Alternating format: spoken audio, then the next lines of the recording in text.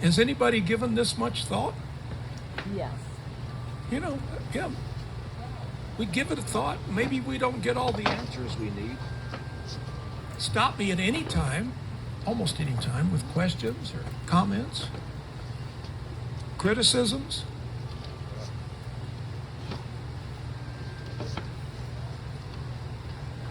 Is he making the drink?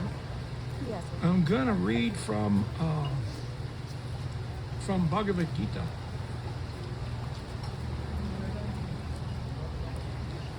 So let's talk about this thing called reincarnation.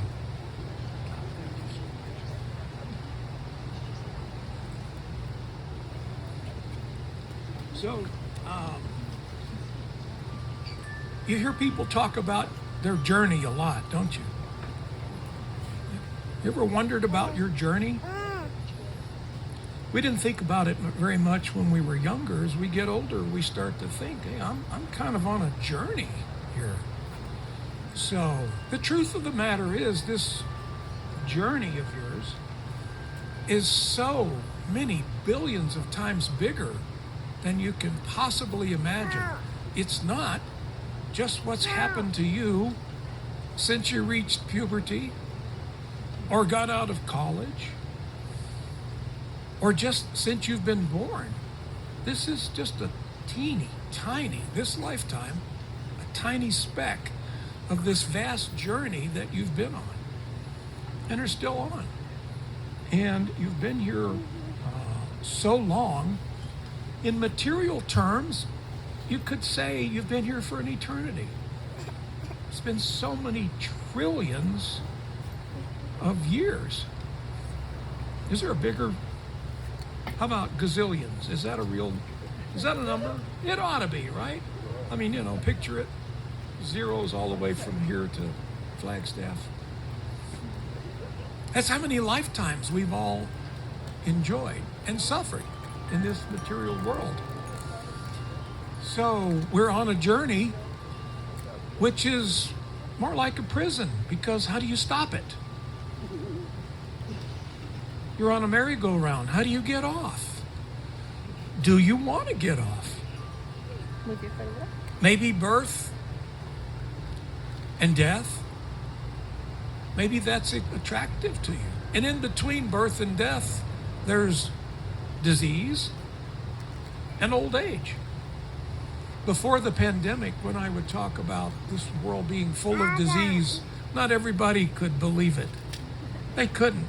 They didn't know what we've lived through. We saw the whole world shut down. We saw disease all over the world. Right? It's always been there, but we had a big eyeful of it. So, and if you eat properly, all organic, take digestive aids and work out, go to the gym, get plenty of exercise, breathe clean air, stay fit. What do you get? You get old age, right? If you're lucky and you live, you get to be old. I don't know about you, but this isn't a bargain. I get to be born. I get to be young. I get to have hopes. I get to get sick. I get old, and finally I go off someplace, only to take another body and do it again. And again. And again. So, you folks are, I've been doing this for over 50 years, so I know the category that most of you are in. You're intelligent enough to see this. Many people cannot understand what's going on. They don't believe in this cycle of birth and death. They think, well, you take birth, you die, and that's it. So, for those who are a little more advanced in spiritual consciousness, they can understand the game that's going on here. So, listen to what Krishna says in Bhagavad Gita to describe what's going on. And I think you'll find it enlivening. Again, stop me at any time with questions or comments. So Krishna says the living entities in this material world are my eternal fragmental parts. Due to conditioned life, they are struggling very hard with the six senses, which include the mind. So we, the living entities, according to God, we're his eternal parts, eternal fragmented parts. Now, this ought to set some of your minds at ease, because some people think that, gee whiz, if I take up spiritual life, at some point, I'm going to be sucked into the whole. God is going to suck me in and merge me with him. Do you want that? Huh? Why? What do you get? Look out for yourself. What do you get out of it? If you become merged into everything else, what happens to you? Huh? Do you really want to be merged into the soup? Can it even happen? Fact is, there is this place. It's called the Brahmjyoti. The Brahmjyoti is a dazzling light. It's the light, the effulgence coming from the spiritual world. And you, the living entity, can go there and become lodged in that light. And you can stay as long as you want, as many trillions of years as you want. No more death, no more birth, no more disease, no more old age. But you're merged into that light.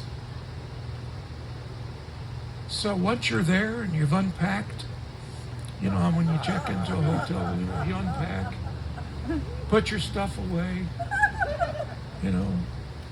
So you get used to it. Here I am in the light. Man, it's really bright, So what are you going to do? What's in it for you? Is it that it's just there? And it's going to suck me in and I have no defense? And I don't know what it is. I don't know what I'm going to do. I don't even know if there's going to be anybody else there. Are we all going to be merged? Am I not going to know you? Am I going to have someone to fall in love with?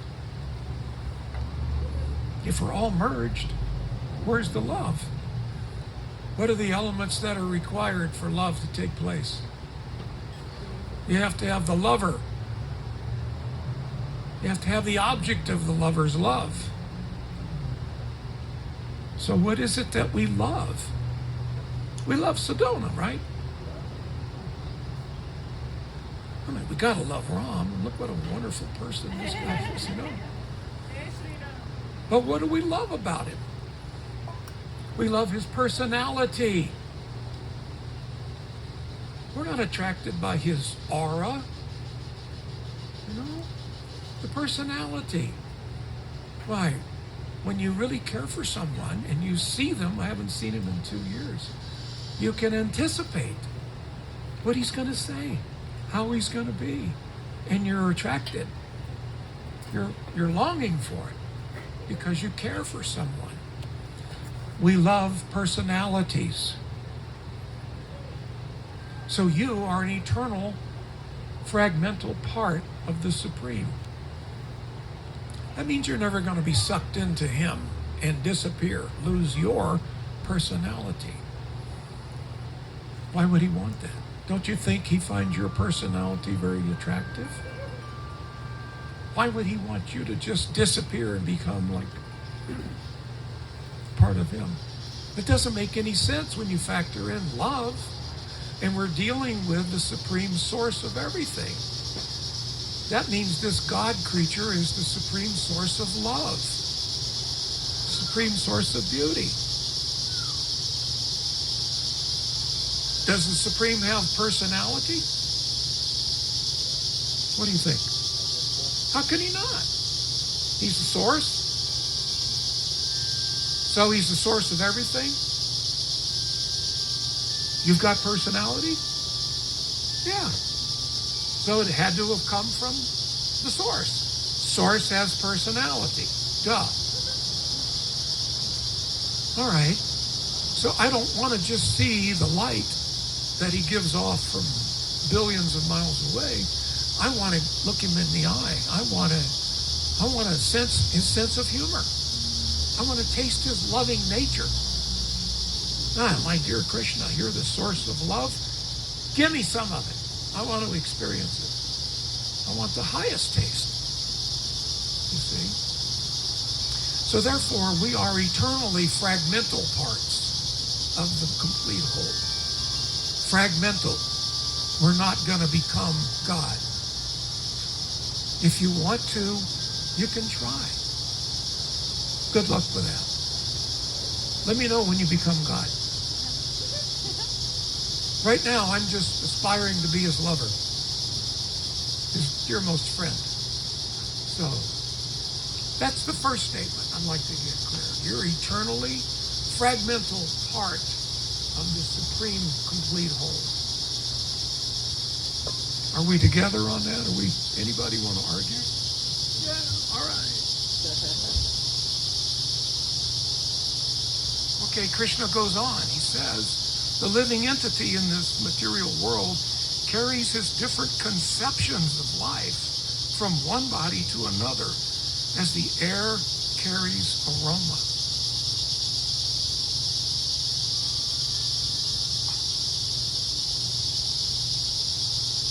Thus he takes one kind of body and again quits it to take another. So there you have it. You, the living entity, travel like aroma travels through the air from one body to another. When you're finished with this body, you'll leave it. And then, according to your consciousness at the time that you leave this body, you're going to take another body, which has already been molded. Do we have any artists here? Yeah, okay. I knew we'd have some. So, is there any artwork that you're working on right now? Any music. I do a lot of abstract artwork, so it will just come out. I just let God do his thing. So you're creating something. It's not me that's creating it. The energy's coming through you. So we at this moment, through our desires cause us to do actions. We all know that actions have reactions. It's called karma. So right now we're building our next body. From our desires, we will commit certain activities. Those activities have reactions. We all know that. Science knows that. For every action, there's an equivalent and opposite reaction, according to, who was that? Isaac Newton. Yeah, good old Isaac. Yeah. With that concept that our desires are currently forming our next life's body, once you say that we formed this body previously as well? You bet. That's how you got here. That's how you got the body of a human being.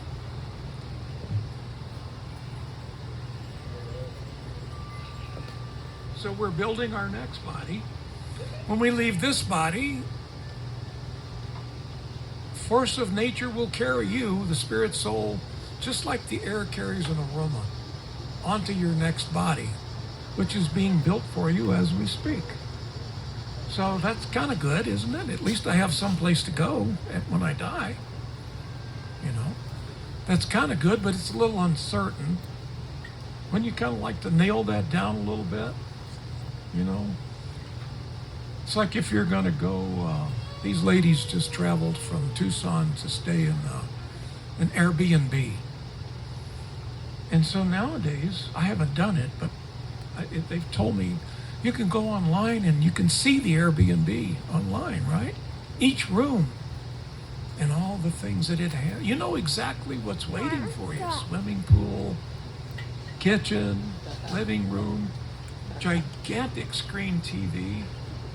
Seems like they all have these big TVs now. So that's kind of a cool deal. Wouldn't you like to have some insight on where you're going? You're going to go on a trip. You're going to go from this body into another body.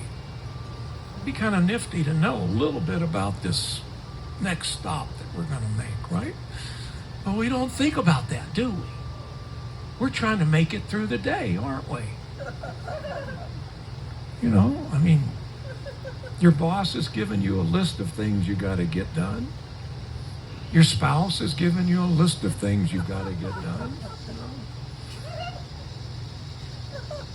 You got to worry about who am I going to vote for? I mean, you know, I don't have time to think about my next body. Besides, who the hell knows anything about it anyway? I mean, most people are just going to speculate. They're going to say, oh, I believe it's like this. They can't base it on three things. There's three things that we use to give us authority on what information we receive. For me, Guru, Sadhu, Shastra. What did my Guru say? My Guru speaks the truth. Sadhus, people like the Guru, saintly people. What are their opinions? And Shastra, scriptures. What does the scripture say? As far as what is your particular individual speculation, it may be very entertaining, but I can't place any value on it. It's just how you feel. And you've had lots of feelings. And many times you're wrong. A lot of times when we speculate, we're wrong, aren't we? So we need to get this knowledge from someone who has it to give you. Simple as that. That's what we're trying to do here. Did you have a question? Did you have? It doesn't matter. Time's up. I'm just kidding. Would you say that karma also includes astrological bodies and that contributes to the way our bodies form? Actually, yeah. We don't get the full story. We hear about karma. So what is the definition of that? That's a Sanskrit word. The definition of the word karma means you're receiving good reactions. Oh, but wait, I've heard of bad karma. That's called vikarma. Vikarma means the result of sinful activities. If you cheat somebody, you will be cheated. What goes around comes around. That's the vikarma. Vikarma means you get the bad stuff from your bad activities. Karma means you're receiving the good from your good activities. I thought it was all action, all movement everywhere. Well, they didn't fully. The folks who talk about it don't always give us the whole story. If you study the Vedas, it gives you the whole story. So you know of the different kinds of karma. But then there's a kind of karma that we want because it's no karma. It's called akarma. Akarma means no karma. So you've got good karma and you've got bad karma. Good karma makes you take a good birth. Bad karma makes you take a bad birth. Do you want to take another birth at all? So dangerous. This good karma is just about as dangerous as bad karma because it will cause you to take another birth, to accept the good. Now that sounds really warm and fuzzy, doesn't it? Except every time you take a birth, you're going to have to die. And what is between birth and death? Disease and old age. Maybe a few good times. A lot of suffering. Trying to figure things out. So we want to perform our activities that don't give us back any karma. So that means we have to perform our activities as an offering of loving service to the Supreme and to all the living entities. If you can live like that, you have zero karma. You're free. It's like the door to the prison is left open for you. You can leave. If at the time of death you don't have karma to bring you back. So, Some people may think, yeah, but I might have good karma. I want to come. Maybe I'm going to be famous and rich. I want to come and get that, right? Are rich, famous people always happy? They're almost never happy. So maybe we don't want that good karma thing, you know? Depend. Huh? Depend how you are rich. By money, by body, or inside. How you're rich by money, by body. Rich in knowledge.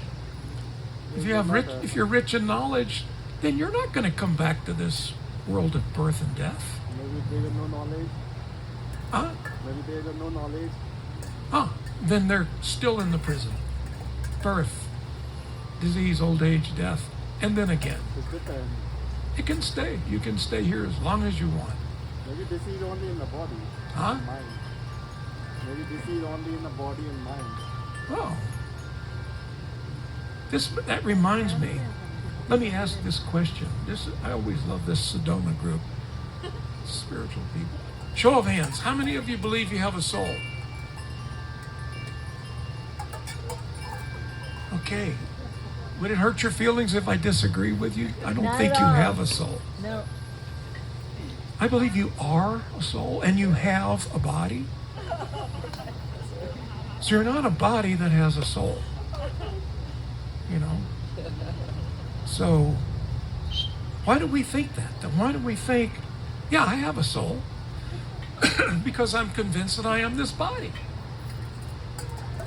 I mean, if we old guys know this as a fact. If I'm this body, I'm in a world of trouble, right? I mean, when I'm young and healthy like these beautiful people, it's okay to be my body because it's a great body. But, you know, when you're heading towards 80, it's not that attractive. You know? I don't want to paint a sour picture for you, but it's not going to get any better as you get older. But you, the living entity, can always remain happy. You're entitled to be blissful. It's the nature of the soul. But you've got to get over this idea that you are a body. If you're a body, that means you're in trouble because you're going to die. If you're an eternal soul, as Krishna said, an eternal fragmental part, then you're going to remain eternal. So you don't have to worry about death. Oh, but we have to do something to tidy things up so that if we're going to take another birth, that we at least get a good one. But maybe we can get off the merry-go-round altogether and go back to our home where we came from. So we've been in this material world for gazillions of years. So let me ask you, how far along are you on your journey? Are you halfway? Just getting started? You don't know. We don't know. What if it's another gazillion years, another gazillion births? I don't want to do that. Maybe you do. I'm not criticizing if you do. I don't want to do that, you see. So I need to make some change. I need to have some realization so that I don't continue this cycle of birth and death. You are a soul. You're not the body. That's the only thing that's holding us in this material world, the thought that we are this body and that we're part of this world. You are so not part of this world. Yes, sir. Are we each one individual soul or one collective soul? Are we individuals? Are we each individual souls or collective? Say it one more time. Are we each an individual soul, one by one, or are we a collective soul? Because you're saying a soul, but I'm thinking the soul. Well, if there's the soul, that would mean like one. It's kind of hard to love. Where's the love? You know, there's just this one. So there's God. Just God. Who's he in love with? Who's in love with him? He's not so cheap. He's the source of everything. He doesn't want so-and-so quasi-love. He wants smashing love, dynamic love. He wants supreme love. So therefore you exist. He wants an object of love too. God is the source of everything. He's complete. Everything that emanates from the complete whole is also complete. He doesn't need you. He's complete, but he wants you so that he can share his divine love with you. Why would he want to keep it to himself? It doesn't make any sense. So he's the supreme personality, and you're his assistant. You assist him in loving. We don't have anything else to do. In the liberated stage, there's nothing but love. We don't have to get up and go to work. You don't have to slave in the kitchen. You don't have to cut the grass. It's just love. And that's what we're all trying to get to. If we take another birth, that could drastically get in our way of achieving that ultimate goal. Good question. Yeah, I love Sedona. Isn't that great? Anything else before I go on? So Krishna goes on. The living entity, thus taking another gross body, obtains a certain type of ear, a certain type of eye, a certain tongue, a certain nose, and a certain sense of touch. And these are all grouped about your mind. So when you take your next body, if you have the body of a dog, you're going to have the eyes of a dog. And those eyes will attract you to things that attract a dog. If you're looking for a mate, you'll be attracted by a dog mate. Right now, you're attracted to a human mate. That's normal. You take the body of a dog, you've got the nose of a dog. The dog can smell things that appeal to the dog may not appeal to the you as far as sniffing or tasting, you see. So with each body, and there's 8,400,000 species of living entities in the material world, according to the Vedas, each one has its own set of senses and its own particular set of sense objects. So you're not going to be interested in the same food when you're in the body of a dog or a cat as you are here. You know, you may not be attracted to the Chocalatree. You know, maybe if you're a dog, you'll eat just about anything. So this is just to illustrate your journey through different types of species. So human life is very good because it has an expanded brain. The human birth allows you to contemplate and ponder. Is there life after death? No matter how smart your dog is, he probably doesn't lose much sleep worrying, is there life after death? He's probably thinking, is there a meal after this one? And when are you going to scratch me right here, you know? So, yes? Do animals attain enlightenment? Sure, when they take a human body. Or, if you can give them your mercy. All living entities can receive your mercy.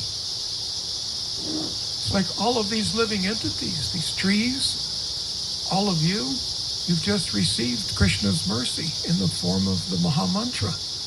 Hare Krishna, Krishna Krishna, Hare Hare, Hare Rama, Rama Rama, Hare Hare.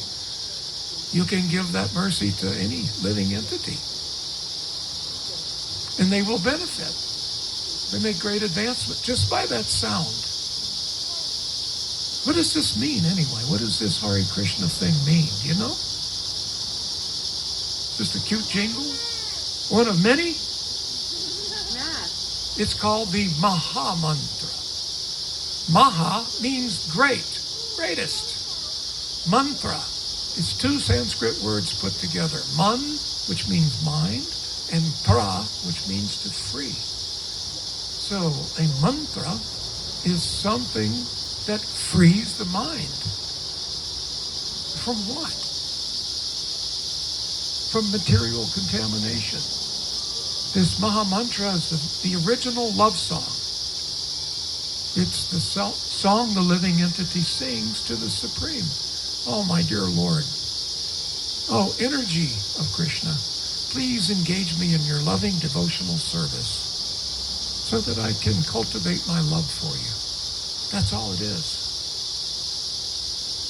That's all it is. It's a cultivation for supreme love, which is pretty much what we're all desiring. So, good questions. So we've covered that. Next birth, you get a certain particular type of eye, a particular set of senses, and a whole different set of sense objects. You're attracted to different kinds of food, different kinds of whatever. So, this human body is important and we shouldn't waste it, because in the form of the human body, we can contemplate. What's this all about? Is there life after death? Am I on a journey? Is it good? Is it bad? Can I have some control here? The animals can't do that. So, read the next verse. Krishna says the foolish cannot understand how a living entity can quit his body, nor can they understand what sort of body he enjoys under the spell of the modes of nature. The one whose eyes are trained in knowledge can see all this.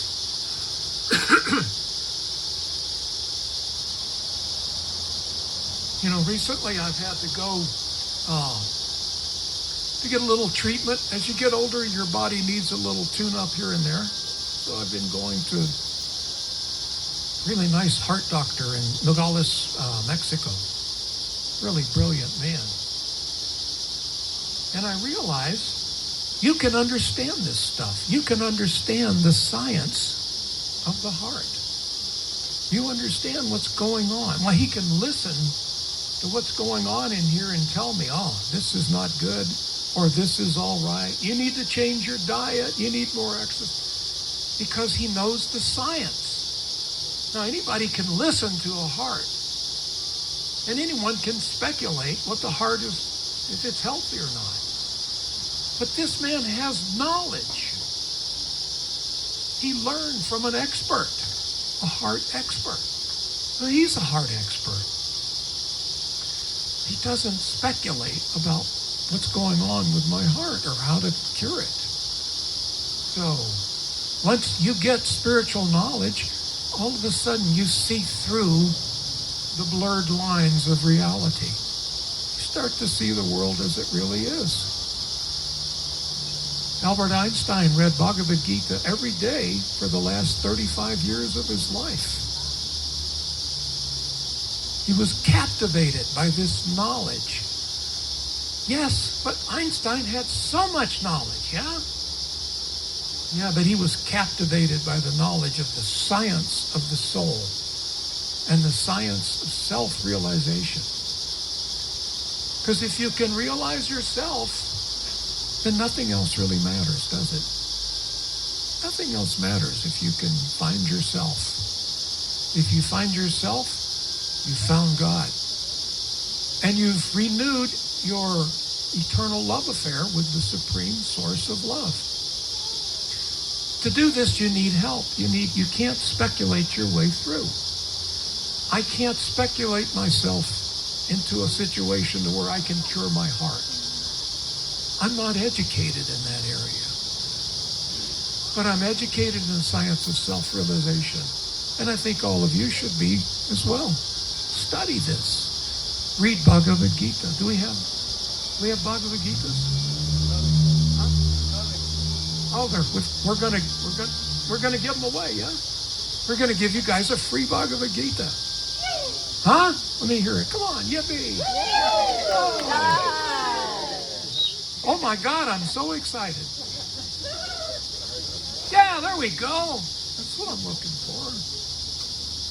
I think these guys had too much to eat, they're like, no, I'm just kidding.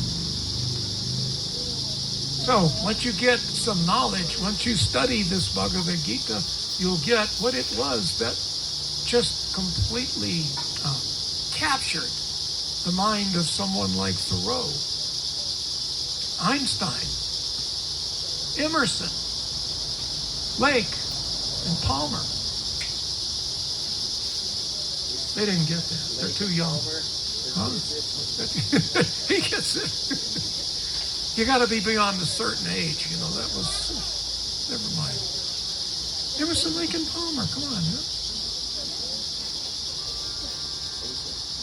All right, I'm going to finish up with this last verse, and then we'll discuss what we've been talking about.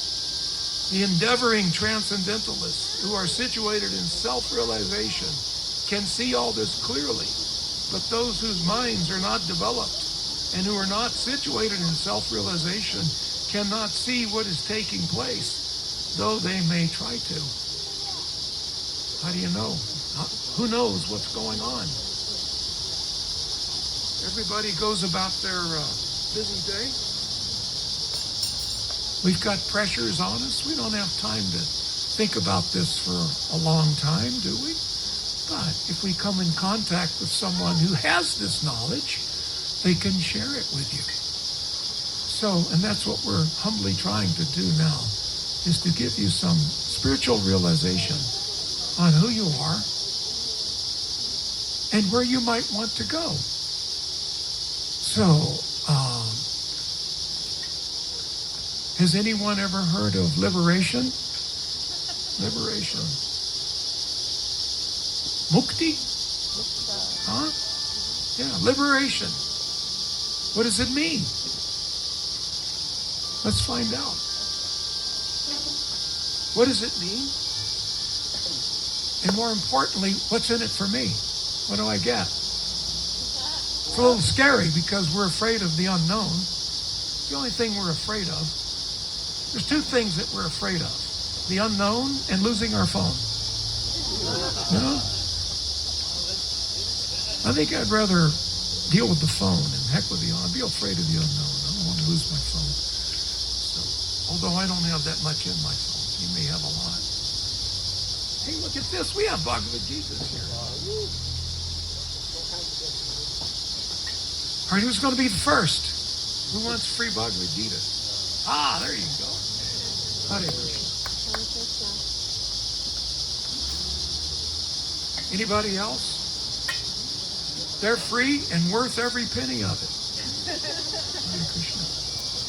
You can just... Yeah, come on up. We also have the science of self-realization. Yeah, what about somebody who You can read this, and next time I come back, we're going to give you a little quiz. You want this or Bhagavad Gita? Wow. She came prepared. All right, so now we're getting the knowledge. So, would you like one too, ma'am? Yeah. They'll take care of you. So this is a little description of your journey. But your journey is so much bigger than you can possibly imagine. So the question is, how much longer? You ever travel with kids in the car?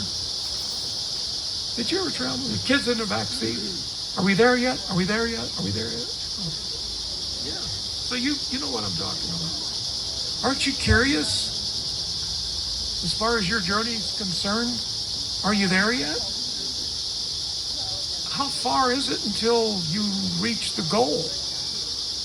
Oh, wait, you've got to have a goal? We don't even know, do we, what our goal should be? How many people here have used a GPS? Yeah, we've all used the GPS, right? You've used the GPS. Huh? No? Yeah. You got it built in? Yeah. So, If I know, then I don't need. If I don't know, I need. but if you need a GPS because you don't know, Yeah. what makes the GPS work? It has a destination. You got to put in a destination. GPS is wondering, where do you want to go? You got to tell it. Misguide. Huh? The GPS also misguide. Yeah. We have more Gitas. We're gonna go. Oh, we have more Bhagavad Gita, so don't panic. So, for the GPS to serve you, you've got to know where you're going, right? Then the GPS will give you what's called a path. But you got to know where you want to go. Or you can just wander around and see what happens. To some, that may sound romantic. To those of us who are a little older and we've been wandering around longer, we don't want to wander around anymore. I want to know where I'm going. So, for you to have a spiritual path, you have to have a spiritual destination. And you've got to know what it is. I mean, you came to Sedona wanting to come to Sedona, yes? No. Most people just get called here. Ah, Maybe said go south, and that's why we're here. yeah. Well, some people were called from the south and they went north. So that if we're going to have a spiritual path, we need a spiritual destination. So let's make that spiritual destination the loving arms of the source of love. Spend your eternal times in transcendental love, eternal love. This is real. It's available to you. It already belongs to you. It's yours. All you have to do is claim it. But to do that, you've got to get over the concept of you being a part of this world. You're not this material body. As soon as you realize yourself, then you're not confined to this material body anymore. You can go wherever you want to go. So try to figure out where you want to go after this. So read Bhagavad Gita and whatever else you can read that will give you that knowledge. Any questions or comments? Come on, this is Sedona. I'm expecting more. I have a question. Yeah. You have a question? Okay. So my question is very genuine. So why we don't chant Om in a ISKCON community? Say again? Why don't we chant Om? Yeah. Oh, but we do. Because I went to Vrindavan. Oh, wait a minute. Hold on. I'm answering. Let me answer. I'm old. I'll forget. Oh, We don't, but we do. no, you do, but But we chant every day. because I was in Vrindavan before I moved here, so I was teaching yoga, so I started to chant Om. There's so many people came and they said, oh, we don't chant Om, and they all run. And then I started to chant. We chant Om every day. Yeah, this is my question. What does it mean?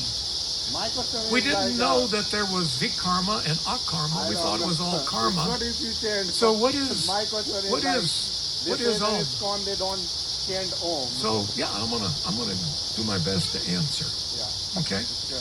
So every day I chant Om.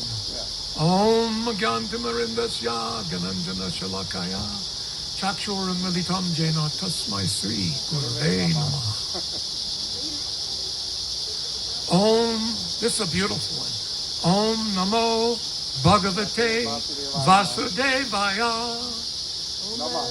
Isn't that beautiful? Yeah. Why would I want to stop at Om? But they don't chant. Why would I want to stop at Om? One time I meet the one person, he said, we don't consider Shiva as a god. Now, think of of my question. Yeah. Why would I want to stop Yeah, that's at Om? What comes after Om? Om Namo Namaste. Om. Oh, energy of the Supreme. No, I like Namo. that you are I offer like, my respect. as like us because we don't feel the difference between the Krishna and Shiva. But when I see the Krishna community, especially the ISKCON, they start to bring the difference between Shiva and Krishna.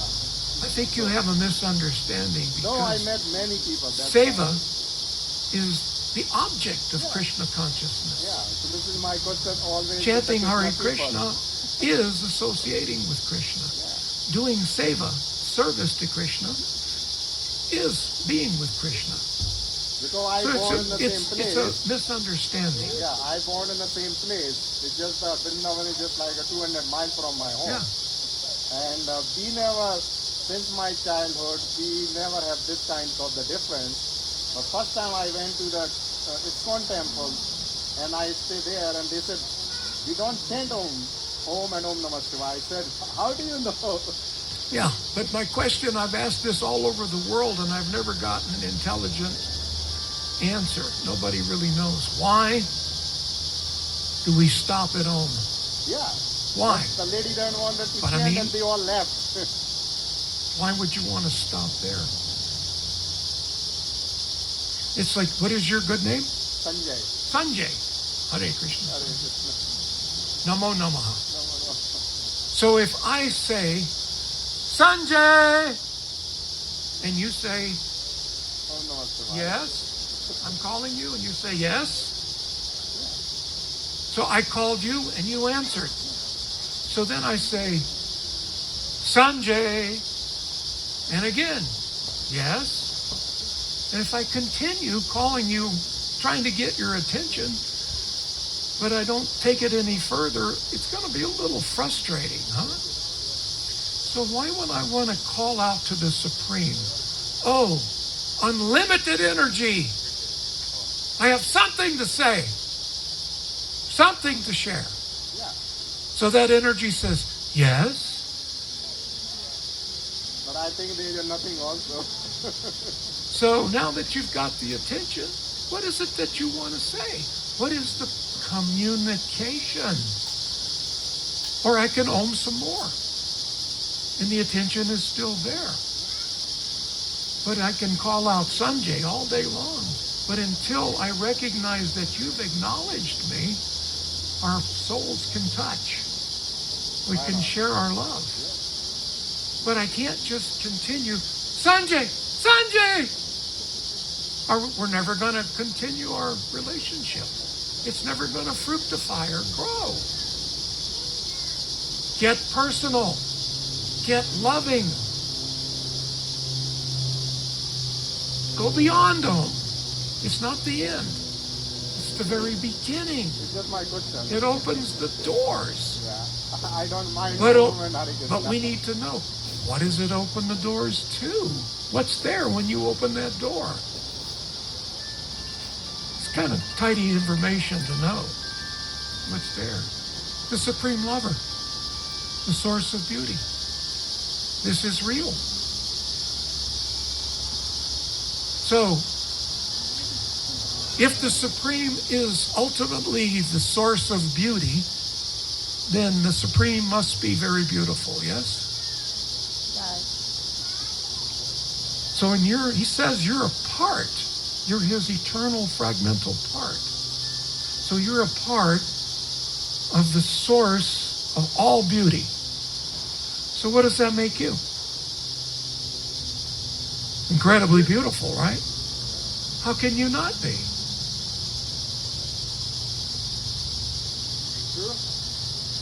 Everyone, all of you, all living entities are a part of the source of beauty. You are unbelievably beautiful. You, the soul, are so beautiful, you would be shocked to see yourself. You're beautiful because he wants to see you. And he wants to see beauty. He's the source of beauty. Why would he want anything else? Yeah, what's your question? Where do you draw the line at living entities? Is a crystal a living entity? As they say in West Bengal, nahi.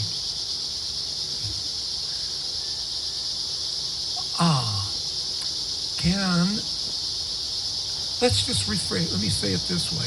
Those that are thinking, willing, and feeling, typically things that are, that have a plan, that have desires,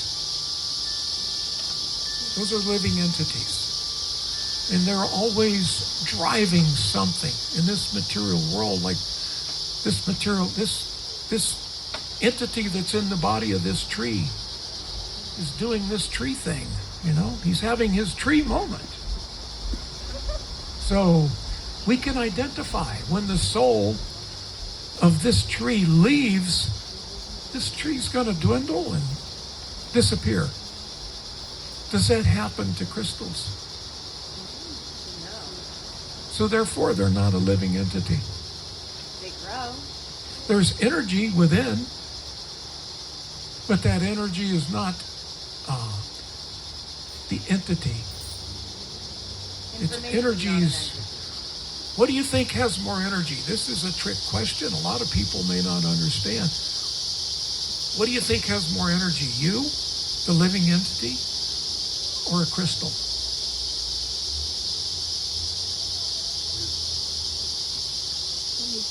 Where does this energy from the crystal come from? Huh? Comes from the source. And it can come through you. You're empowered with this energy. You're the living entity. You're part and parcel of the Supreme. Do you get energy from the crystal, or could the crystal get energy from you? Different way of seeing things, isn't it? If you can understand that you are part and parcel of the Supreme Godhead, how much potency does that give you? But this is not part and parcel of the Supreme Godhead? It is. Right. So is this. But it's part of his inferior energy. The microphone, I'm going to go out on a limb here, but this microphone probably didn't wake up this morning thinking, is there life after death? It's an inanimate object. There's no living entity that's in here driving it. In this body, even though it's old, there's a living entity in here driving this body and making decisions. Well, the crystal doesn't die, but it grows. Everything grows. Everything grows and everything withers. Everything in the material world grows. And eventually it will wither and eventually disappear. All these mountains at one time, if you could wind the clock back, they weren't here. And wind it forward, they're not going to be here forever. You see? Crystals may come and go. They will come and go. As do we. Huh? As do we. After we. do. Like, we come and go. We, the soul, Oh, right. see, this is very difficult science to understand and apply to our lives. I am not this body. Let's all say that. I'm not this body. I'm not this body. I'm not this body. I'm not this body. I'm not this body, damn it. I'm not this body, damn it. See, you gotta be tough with yourself. When you make that mistake, back it up. No, I'm not this body. Right now, I'm driving the body. I'm part and parcel of the supreme source of beauty and love. That's me. That cannot be changed. I may take all these different bodies in this material world, but I'm still the same me. I'm just wearing a different overcoat, and I'm in a different illusion. This is the world of illusion. 1,000,000 years from now, where is your body going to be? This body that we have right now, where's it going to be 100 years from now? It's going to go back into the elements. The material energy will claim it back, but it can't touch you. You are superior to the material energy. You're a potent part and parcel of God. You're empowered to love on a supreme level. You're empowered to show and share this beauty of God that you have with everyone that you meet. Because you're not this body, regardless of what you think your body looks like. The real you inside this body is so beautiful, you're bedazzling to the supreme source of beauty. Krishna only wants to see beauty. And therefore, when he looks at Sanjay, he probably thinks, right on. So my question is same related to her. Huh? My question is related to her. Uh-huh. So you said the crystal is not live entity, right? That what? You said the crystal is not the live entity. Right. Yeah. So the same question is like, should we keep the Krishna statue or not? Because this is also not the live entity. Should we keep what? The statue of Krishna. The statue of Krishna? The statue of Buddha. Because they are also not the live entity, because they are just a stone and But yeah. you cannot separate the Supreme from his name or his form.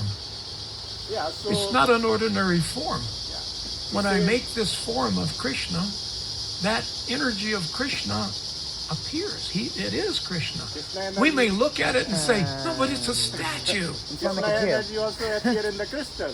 Huh? Krishna energy also can appear in the crystal and also in the Salikram. Why But we it's have not to? in the form of And it's Krishna. emergent in a Yeah. crystal, and this is not emergent. Krishna is, his energy is in this cup.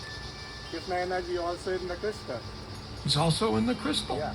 So But- this is her crystal. And the crystal Cup. emerges from God in a natural way, whereas we have constructed this to our own mind's concept. The mountains, they've evolved in a natural way too. Potentially are affected by part- man and everything. They're from the source.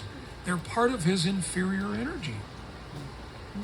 Inferior energy is what's in the material world. And you know what the material energy consists of? No, There's but- only 5 elements in this entire cosmic manifestation. What are they? There's only 5 elements, and science agrees with this. There's earth,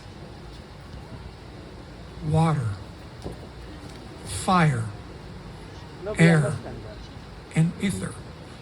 And a combination of those elements. That's what your body is. That's what the crystal is. No, we understand your concept. Our question was just like she is asking, the crystal is energy. So, for example, we keep the statue, right? The statue is just a statue. But we said like, this is a Krishna statue and bring that energy in the statue. So same, the question is also by her, like maybe the Krishna energy also in the crystal. Krishna's energy is everywhere. Yeah, so this is the question. But we're just trying to get into the science of, gee whiz, he's unlimited. Does he have more than one energy? I know. According to the Vedas, yeah, he has more than one energy. He has the supreme energy, which is him.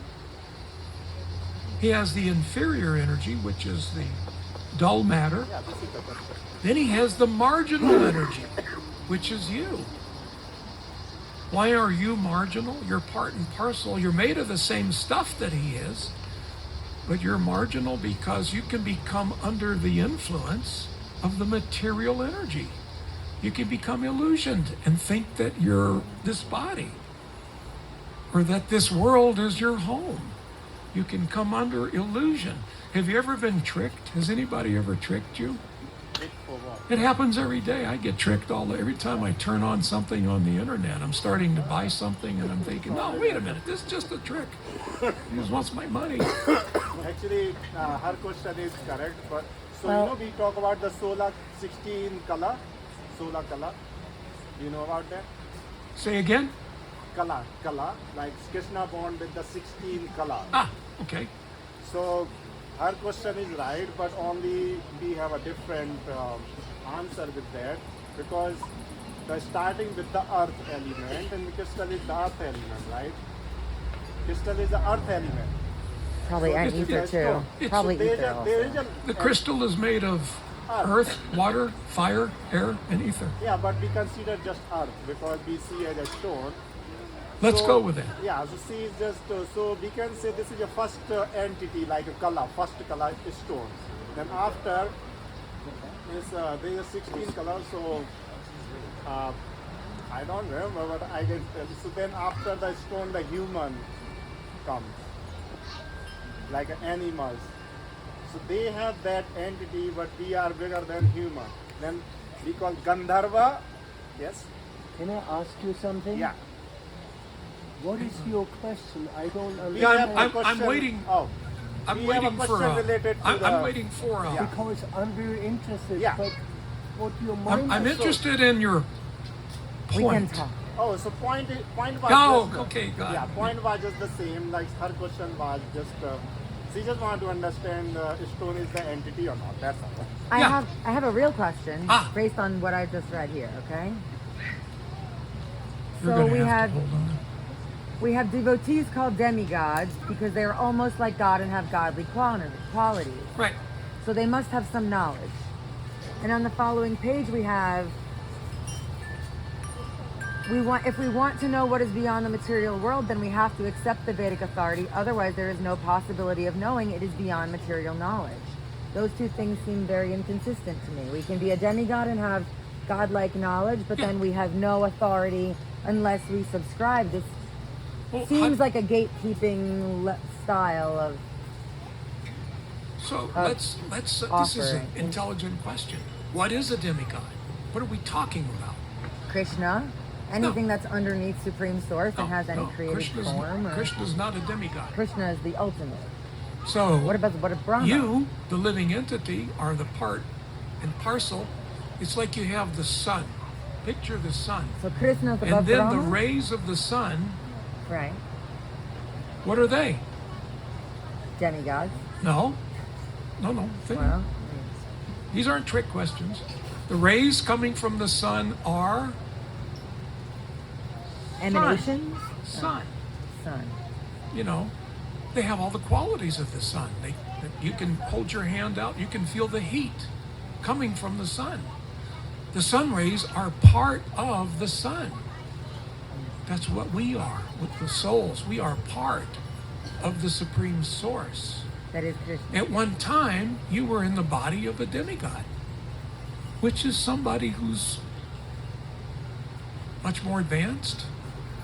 And then we kind of mess up, we get some bad karma, we lose that, and we fall down into a different species.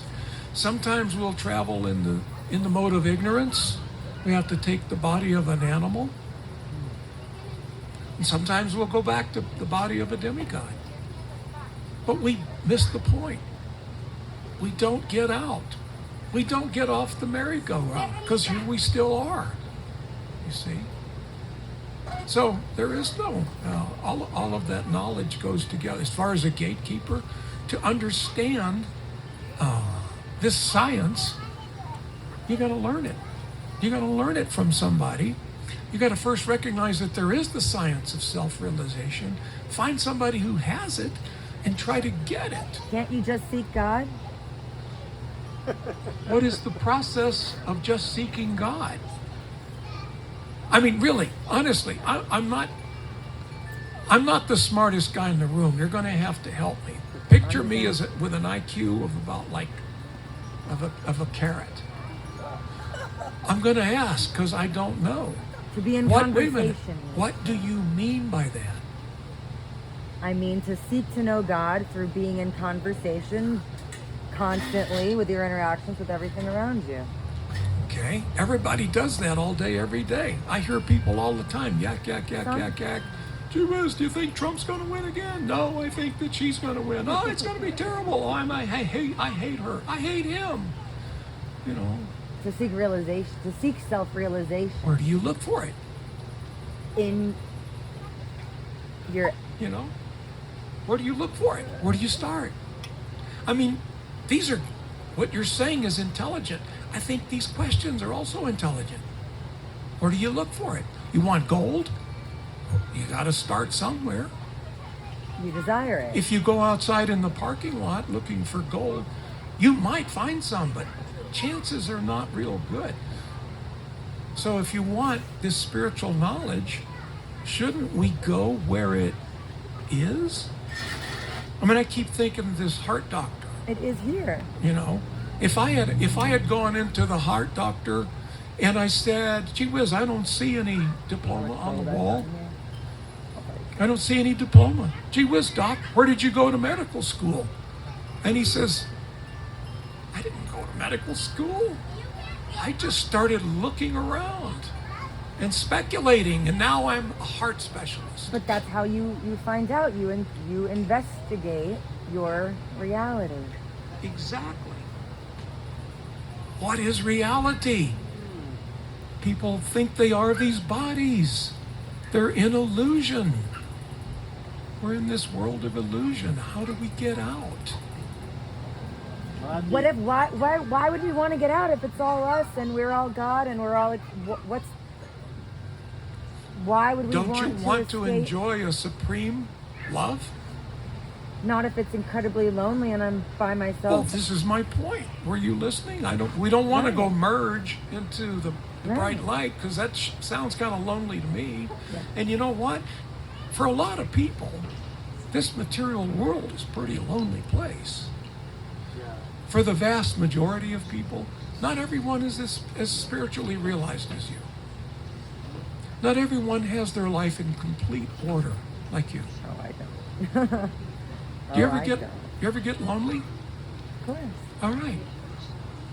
So, would you like to escape that? I don't think you can. I think to be one single entity would also be lonely. But who's talking about being one entity? To be with God, I would be one entity. I don't understand. How would you do that? To be with To be God. merging with. But who wants to merge with God? What makes you think you even can? Doesn't he have a say in it? Isn't that what you're saying by trying to escape samsara? We want to escape birth To be and one death, with- but we don't want to go merge with anything. When you get a little bit of self-realization, you're pretty darn happy with being who you are. I don't need to merge with anyone. If I were to merge with Krishna, how could I look into his beautiful face? How could I hear his jokes? How could I, who would I embrace if I'm all merged up? Where does this even come from? So we don't want to escape. We don't want to escape our karmic cycles then. We do, but we don't want to merge. Okay. We're not merged here. Okay. We do want to merge in the spiritual laws. In the material world, there's laws. You're either this or that. It's black or white. You see, Democrat, Republican. In the spiritual world, there's a law called Achinya Abheda Bheda Tattva.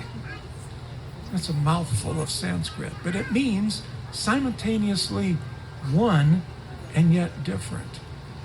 So how can we be one with God but not merge with him? Love. When two people are in love, it's almost like they're one, isn't it? So many things have merged together. But it's just the love. It's not that I've become you and you've become me. No, we've fallen in love. We complete each other's sentences. Well, I know what you want for dinner. You see what I mean? Love will make us like one.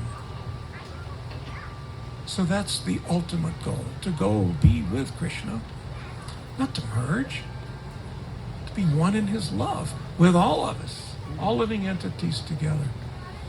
Did you have a question, sir? I have a question. Okay. Since you are here, I don't know you. What can I gain from you? What do you have I can... The best thing I have to give you is already been delivered to you. The Okay. Hare Krishna Maha Mantra. Just hearing it, reciting it, is the biggest giant step you can ever take towards spiritual realization. From that, it'll awaken your desire to share love with God and all the other living entities. So, if you can just chant this mantra as often as you can, you'll find your love awakening for all living entities, not just the human beings, not just for the Democrats or the Republicans, not just for people whose bodies are the same color as yours, not just the human beings, all living entities. You'll start, can we love a tree? Can we love grass? We can love everything. We do love everything. We're just caught up in this illusion of being this body. As long as I think I am this body, that's an impediment between me and you, because there are differences. The material world has made differences in the way you think and the way I think. I'm an illusion one way, you're an illusion another way. When we come into the platform of self-realization, now we're both out of illusion. I know how to love again. I see you as a lovable entity because I've shed this illusion of being my body. I'm not the body. So that's what I wanted to deliver. That's my mission, to give that to people, to get you thinking and reacting to the world. You're not this body. You don't have to stay in this prison of birth and death. You can leave. You can leave anytime you want to. So, is that a good answer? I'm happy every day, and Hare Krishna Sanju. I don't have a goal like you talked about it, a spiritual goal or whatever. I'm just present here, experiencing this mystery of life, and I trust that everything will come at the right moment. I think that's a good way to go through life. Sometimes we might want to give our fate a little push. If it's something really valuable, like supreme love, how long do you want to wait for it? I don't know about you, but I want to cash in right now. I want this unlimited love. I want this transcendental love. I don't want to wait for it. I don't want to wait and see if it falls on my head. See, the moment you say this to me, you bring a goal. I don't want the goal. I don't need the goal. I'm told now I have a goal. All of a sudden I'm wanting and I'm in stress. Right. But why not be just hey, totally... have you ever been in love? I am close to it. Well, love brings stress. It's a fact. When you're really in love with somebody, you're feeling distress. Am I pleasing them? What would they like? I'm talking a pretty high level of love. Not just like, I'll scratch your back and you scratch mine. Gee whiz, if you let me enjoy your body, I'll let you enjoy mine. That's not love. That's business. Love, bhakti, is the highest love. Bhakti means I love you so much that I only care for you. That's going to give you distress, but it's wonderful stress. We want that. I want the stress of worrying about my beloved. That's a beautiful stress. That's the beautiful stress, yeah. So we want that. Love isn't something where you get it and it's just like, no, come on. It's exciting. It's dynamic. It'll keep you awake at night. When you're totally in love, you can't think of anything but your beloved. You're a prisoner of this love. I think we all want that. And that belongs to all of us. I'm a prisoner of desires in love. my desire for love is a twisted one. Yeah. And I don't know how to get out of it, except hoping to live it out totally, and one day it's past. I don't know how else. I Just don't know keep how to- keep desiring love. Yes. You'll get what you desire. It may not happen just like that, but you will always get what you desire. It's the purpose for this material world, for you to come someplace and live out your wildest desires. When you get sick and tired of that and you just want your genuine love back, all you have to do is go back. There's nobody holding you here. We're only prisoners because we submissively stay. And you don't have to die to escape this material world. You can have this loving personality of yours back right now.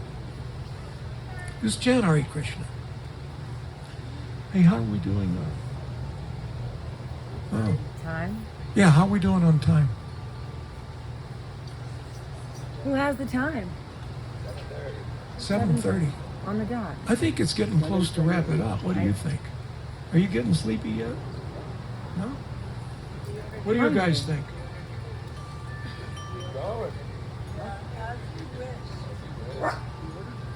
Yeah. Should I wrap it up? All right, one more question, and then we're going to roll it up. What are you thinking about? You look like you're meditating on something. Well, I also arrived late, so I'm not sure if we talked about any of this, but what are your thoughts on like twin flames and all of that? About what? Twin flames? Twin flames? Generally, when you have twin flames, there's two of them. Yeah, I don't know. I'm not sure what the twin flames refers to. Like soulmates? Well, Or yes, Soulmates. I know. This is a good topic. because we were just talking about love. So We're all looking for our soulmate. Take away the veil of illusion and we realize that he's my soulmate, she's my soulmate. We're all part and parcel of the Supreme. We were in love, all of us together, for an eternity before we came to this material world. Love is nothing new to us. We know each other. We're family. We're all parts and parcels. We're all experiencing transcendental love for one another, but it's covered over right now because I think I'm this body. I'm thinking I'm a human being. I'm a man. But if I'm none of that, are we Democrats or Republicans? Or is that just a bunch of hogwash? The soul doesn't become a Democrat or Republican. The soul isn't black or white. The soul is beautiful, like Krishna. All living entities are beautiful. You're his part and parcel. He's the most beautiful. You're a part of that. That makes you beautiful. He loves you immeasurably. Why shouldn't I? He's smarter than I am. He's got better taste in love than I do. So if you're the object of his love, you should be the object of my love as well. And this goes for all living entities. This is called self-realization. Good question. Did I answer it okay? Yeah. okay, can I ask another one? Okay. Considering all of that, what do you think would be a way that we can help like Ukraine, for example? Say that again. How could we help Ukraine, for example? How can we help Ukraine? Considering all that you said, how can we help Ukraine, for example? Like the world issues. Sending love? Well, let's pray. Let's go to a higher source. Because no matter how hard I try, I'm not able to help Ukraine. I've got a lot of friends in Ukraine. I've got a lot of friends in Russia. But I can't help that dispute that's going on. So I need to go, let's bump it up to a higher authority. So I'm going to ask Krishna, please, if it's your will, please make all this go away. But I'm not going to ask my dearly beloved Krishna to do something that's not his will. Now, why would it not be his will? Because we messed it up. Whenever there's a war, we, the living entities on this planet, messed it up. You see, it's karma. It's karmic reaction. So I can't go around saying, hey, my dear Lord Krishna, no, they messed up over there. Take it away. No, I won't. If it's your desire, my Lord, it's my desire. And if it's your desire, take away all the suffering in Ukraine. I have so many friends there. I'd love to see them not have their temples destroyed and things like that. Can we expect the best from people? If they're self-realized, you can expect nothing but the best. If they're not, what do you think? What's been your experience so far? Well, if this is all a mental construct that we're here in these bodies to begin with, and none of that is even true, then couldn't we also mentally construct that the warmongers and the people fighting may find a reason in their hearts to stop, and then wouldn't that reality also be given